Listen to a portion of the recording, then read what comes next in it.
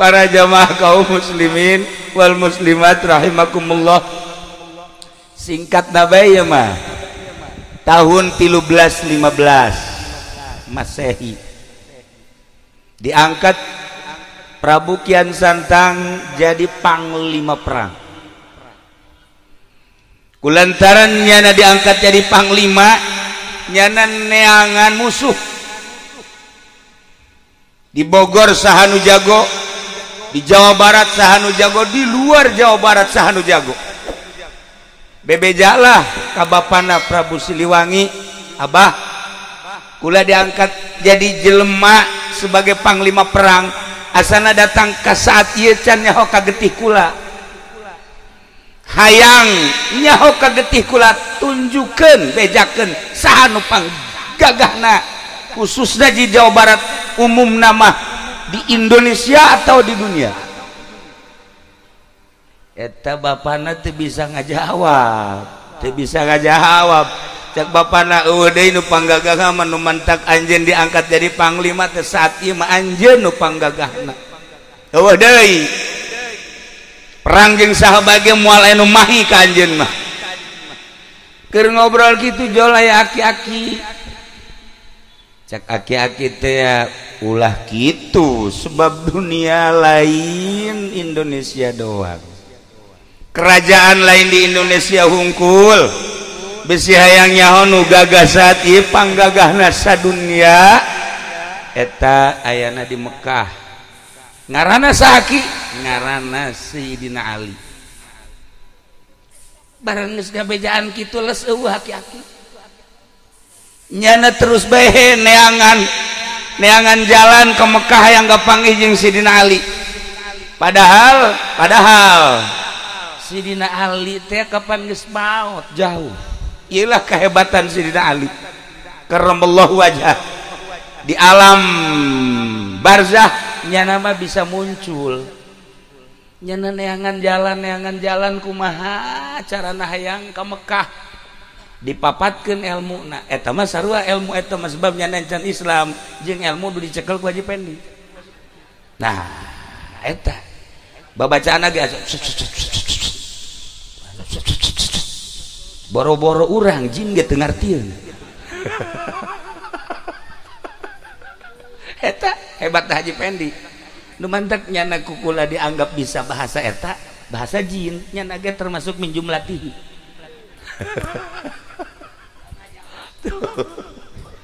Akhirnya dibaca babacaan eta langsung sehiber datanglah ka Jeddah. Begitu datang ke Jeddah, luak-liuk tanyain eueuh. Begitu tanyain eueuh ka saha, ieu sinanya katinggali di kajauhan aya aki-aki. Diudag nyana, barang diudag tak beneran kapanggih jeung aki-aki eta ditanya mirip-mirip jeung anu harita aya di kerajaan. Aki-aki teh asa siga kieu. Lah lamun ku urang di deuleu meureun siga si eta bae aki-aki teh. Ngana itu mah gagah ieu mah wallahu alam. Tah barang nanya aki ari ieu nagara naon? Jeddah. Jeddah ke Mekah deket. Oke. Cak aki emang aya naon kula hayang kapanggih jeung ngaran Sayyidina Ali bejana pangjagona. Bener cek yana. Bisa mun hayang kapanggih lain bisa deui hayu dianter. Nah, lamun aki daek dianter kula bunga luar biasa. Ya anter. Ayo dianter lempang sekitar 50 meter cek si aki. Aduh. Hampura jang. Tungked aki tadi tuh diurut ngobrol orang tinggalin. Coba pang mawahkeun ka dieu. Pang mawahkeun, cepet. Lompat. Langsung aya tungkedna di dinya cabut. Dicabut teas. Sakali teas, dua kali teas, 3 kali teas keneh bae. Sia tungked. Aya-aya bae ngahesekeun ka aing, dipapatkeun ku nyana bahasa cuas-cuasna. Nu tadi teh begitu dipapatkeun diangkat, Masya Allah lain kaluhur beuki ka handap. Sakali deui angkat maka papat anu luar biasa beki kahandap katilu kali dinyakeun keluar getih sabulu-bulu tidinya nyana ngahulang si aki datang deui jang aya tungkedna aya atuh lain diangkat beki horeng ieu mah tungkeun meureun jadi ka jero teu bisa kaangkat ieu baki teu bisa kaangkat coba ku aki bismillahirrahmanirrahim diangkat jababari Masya Allah cekian santang babacaan kok aneh babacaan kok aneh cek aki-aki ente boga kesulitan naon bae boga kesulitan naon bae bacaan bismillahirrahmanirrahim lawang hese dibukana sok bacaan bismillahirrahmanirrahim mantap kaji pendi pernah harita lawang na dikunci maca bismillah ngencengan oregan bismillah ge lain sa bismillah nah lamun bismillah make sungut doang mah atuh pamalingan ge bisaeun atuh pamalingan ge bisaeun DPR ge bisaeun maca bismillah atuh pan wallahu alam ka ditu mah dia pemerintah ge aya di ceramah maca bismillah heula ngan nyaho ingetna ka Allah eta bismillah nyaho ingetna ka mana coba ih pemerintah sia mah jahe dasar pikiranna ka jahe mah waduh dasar pemajikan keur maot geus maot inget tak adinya banyak berarti bener ya mah ya tadi di mobil ge cenah kira-kira di Cikarang aya tuh aya mah aya sanu daekeun ya Allah ya Rabb nah bacaan bismillah akhirna nanyakeun manehanna ki baca bismillah eta aya syarat teu lamun hayang manjur aya syaratna kumaha syaratna kudu maca 2 kalimat syahadat nah engke bae heula kita mah urusan maca 2 kalimat syahadat penting kula kapanggih heula jeung Sidina Ali hayu hay kapanggih jeung Sidina Ali mah hayu diajak ku si aki lempang di jalan aya nu nanya cek nu nanya teh Tuan Ali bunyi di mana kaget cenah ti anu lempang deui kayak dia nanya Sidina Ali di mana mun bahasa urang nya bahasa Arab itu anu beki pertanyaan bae dina hatena asal ieu Sidina Ali asal ieu cakeun 3 kali jelema nya sasalaman nya nanya nya pelukan akhirna nya nanya ka ieu ye kanu katilu mun cek urang mah ari ieu emang saha nu asli ieu lah Sidina Ali masyaallah cakeun atuh langsung ditangkep atuh lain bebe jati tadi ngisin-ngisin kula bae paingan eta tungkeun ku kula diangkat teu bisa aju ku anjeun mah bisa nah kuari geus kajahoan bahwa kula Sidina Ali ente kan di Indonesia teh neuk neangan jago neuk hayang tarung henteu boro-boro tarung jeung jelema ngangkat tungkeun ge geus teu kuat tah jelema arif wali Allah kekasih Allah teu kudu gelut dek dakwah teh ngarupa bae henteu kudu wah saudara atuh ieu mah ieu jadi pendi mun dakwah lain ngalobaan Islam lain ngalobaan lain ngayak lain yakin ngalobaan lain bahkan anak nage arindit ayelah akibat lalagaan dakwah nu asli seperti tadi bil ahwal bil af'al karak bil akwal Masya Allah karim kos gitulah akhirnya dipeluk sangat jadi peluk kula menta jampe nu tadi cek Sidina Ali bisa dibikin jampe nu tadi asal maca 2 kalimat syahadat ayeuna kaula dek baca 2 kalimat syahadat sok dibaca asyhadu an la ilaha illallah wa asyhadu anna muhammadar rasulullah beres langsung berangkat ke Indonesia hibar teu bisa lantaran babacaan nu tadi makan babacaan Hindu kuari makan geus Islam kunyana dibaca babacaan anu tadi teu manjur akhirnya maca bismillahirrahmanirrahim rada hampang tapi can bisa hibar rada hampang coba Bang Haji bismillah coba kikituan coba baca sekali, baca 2 kali, 3 kali dibere cara ku Sidina Ali. Hei, anjeun teh ayeuna geus Islam, deki berkah Indonesia moal bisa make bahasa jeung wirid anu sok dipake ku anjeun. Bacalah bismillah jeung bacalah ieu ye. Wali bejakeun anu ieu ye nama. Bismillah na baca 9 kali ulah napas, tambahan baca ieu berem. Sok berangkat. Dibaca sesuai jeung perintah Sidina Ali. Set datanglah ke Bogor.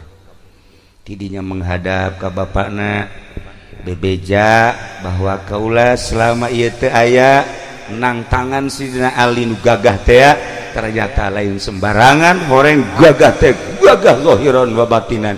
Kula geus asup Islam. Bendulah Prabu Siliwangi. Akhirna indit Prabu Siliwangi. Geus teh indit tetep bae anjeunna kan diangkat jadi panglima, terus dakwah.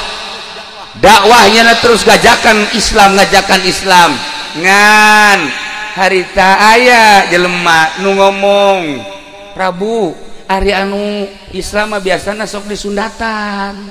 Nah cek barana kula ge inget, kula ge harita ku Sidina Ali disundatan cek yana.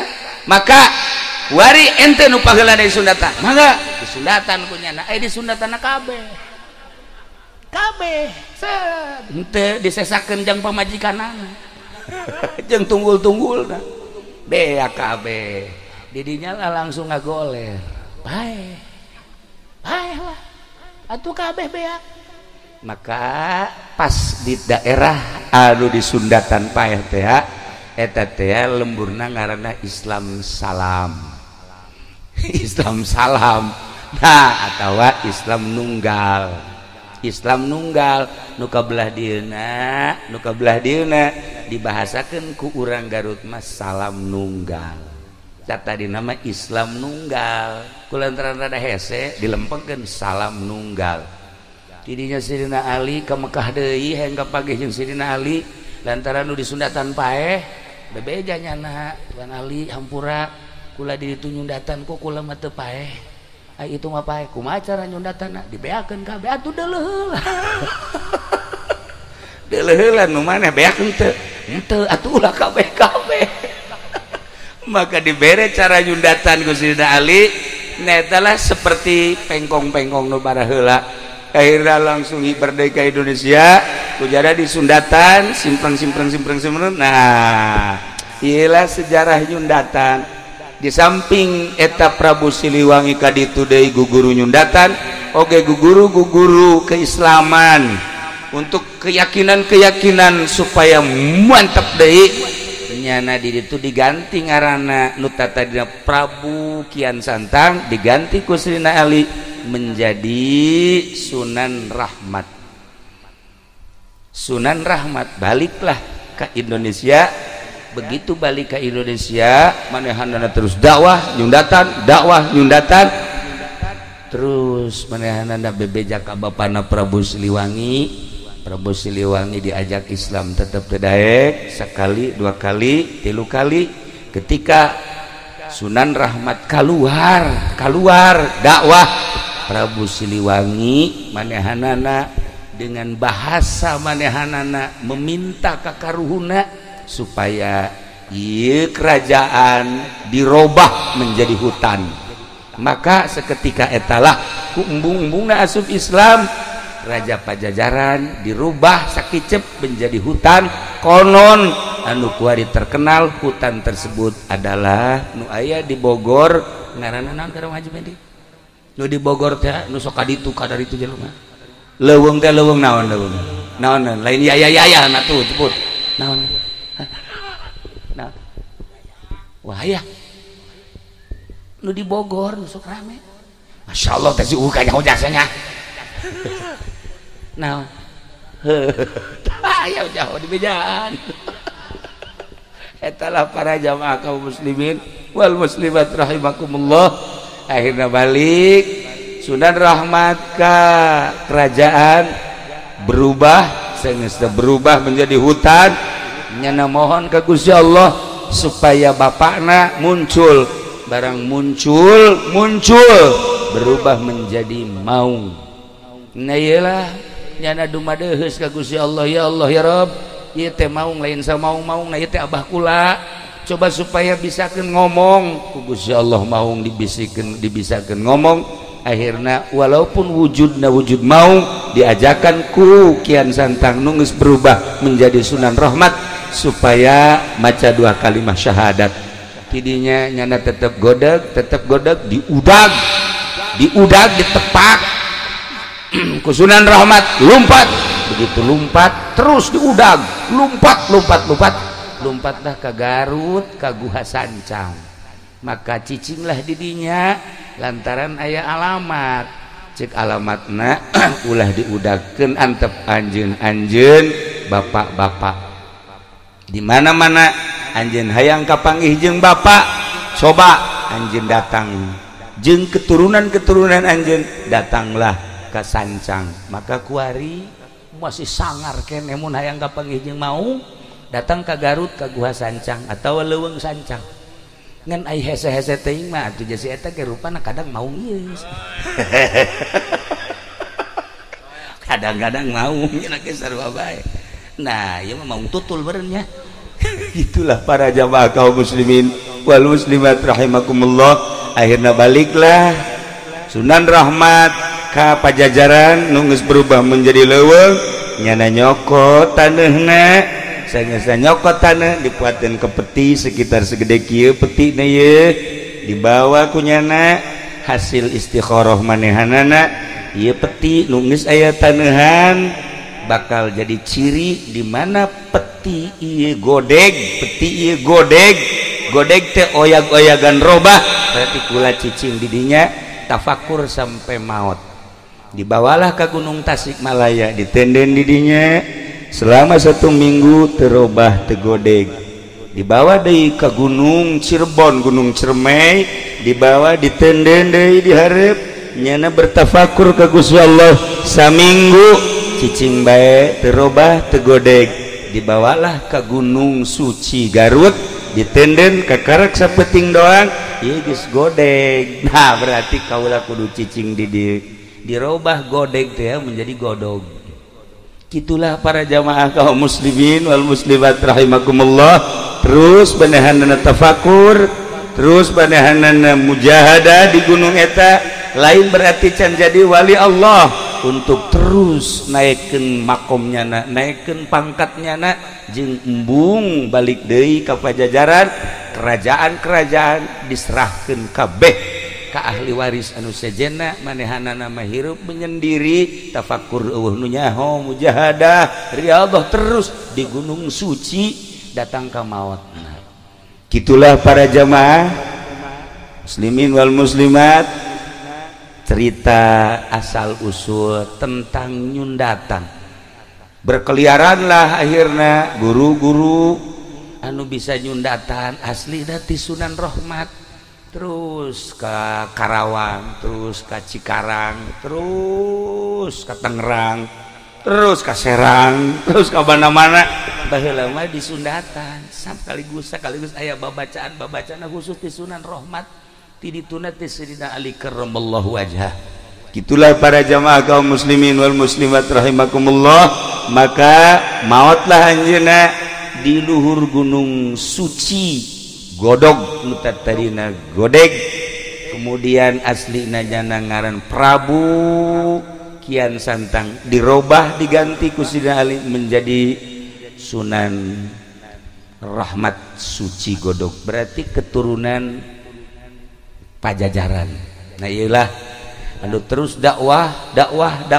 Alhamdulillah Jawa Barat khususna umumna nyebrang terus ke Lampung, terus ke Kalimantan, ialah Sunan Rahmat Suci nunyana mengakhiri hirupna sorangan di luhur gunung. Mantap besi aya di Cikarang kuari anu haju hirup sorangan eta ge buat teuing ulah sok suuzon meureun nya, eta ge termasuk aya tetesan gede hutang. Gitulah para jamaah kaum muslimin wal muslimat rahimakumullah. Lantaran baturku lagi kadang-kadang nu ieu nyorangan kadang-kadang ditanya gitu daek nembalan atuh horenganan teu jauh urusanana seperti itu tadi. para jamaah kaum muslimin wal muslimat rahimakumullah. Nah sesuai jeung naon gitu garana hajat ieu sesuai jeung maksud Haji Rusli nyundatan silsilah nyundatan seperti tadi. Insyaallah simkuring malam ieu istirahat kemudian isuk menuju Garut ziarah ke Raden Rahmat diangkat menjadi gitu Prabuna dilengitkeun sebab eta mah kehinduan baheula maka dijadikan adalah ngarana Sunan. Sunan eta asli nama cek Sunan Ampel adalah sungsuhunan. Sungsuhunan eta pangluhurna mun di bangunan. Geus lamun aya seorang wali kahiji kadua katilu geus jadi mursyid maka disebutlah Sunan. Kuari ge loba ye di Cikarang Sunan-sunan. Loba alhamdulillah gua lagi ngadenge Karawang, Cikarang geus loba Sunan ye. Masyaallah karim. Alhamdulillahirabbil alamin. Eta mah kudu hubunganana jeung nu gendut teh di dieu sakara Sanen. Sunan Sanen. Sebab nyana di ditu aya kali jodoh. Para jamaah kaum muslimin wal muslimat rahimakumullah, ila para aulia Allah lamun wali sanga geus jelas Cirebon kemudian Banten aya hiji nu mencil di dieu ieu adalah Sunan kitu Raden Rahmat anu nyana diangkat jadi panglima 13 kemudian 1350 manehanana naik ke gunung lamun 15-13 datang ke 15-50 seberapa tahun eta? Berapa tahun? 77 tahun nyana naik ke gunung 7 tahun di luhur gunung wafat. Insyaallah sekilas di sejarah kewalian aya lamun dicaritakeun kitu guru-guruna kabeh terterang ngaran-ngaran keluargana terterang ngaran-ngaran nyana di pajajaran kamanehna kalima kemudian anak-anakna Prabu Siliwangi kabeh terterang dan lain-lain sebagainya aya selembaran-selembaran di kitab-kitab anu teu bisa dijual belikeun ieu mah nyaritakeun sejarah tentang asal usul nyundatan. Besi Bang Haji Pendi hayang disundatan kedua kali insyaallah di dieu besi aya rangda umurna kira-kira 35 tahun bikin ka Haji Mamin tapi lamun aya nu 80 ka manehna sagitulah ala kadar tisim kuring. Nah maka terakhir itu hapunten dina samudaya kalepatan